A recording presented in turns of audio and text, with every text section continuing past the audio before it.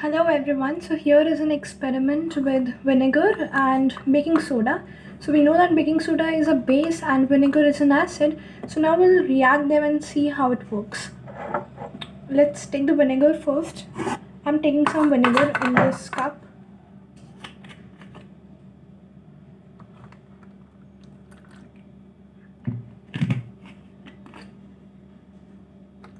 Little bit. I'll add some food color to it to make it visible, to make the reaction more visible, right?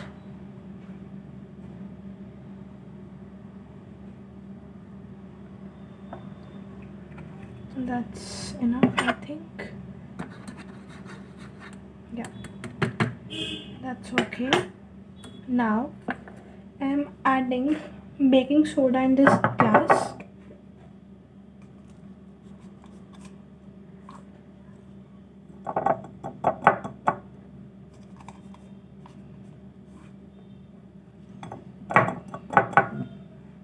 I think I need to add more.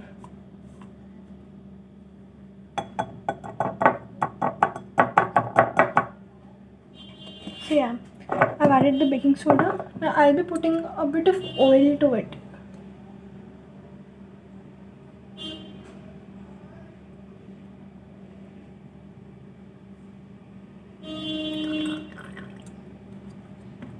I think I need more.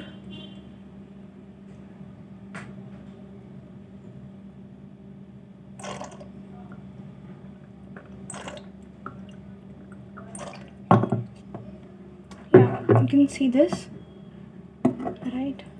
Now I'll be adding vinegar and we'll see how the reaction takes place. So now we'll be adding vinegar to this, and here it goes.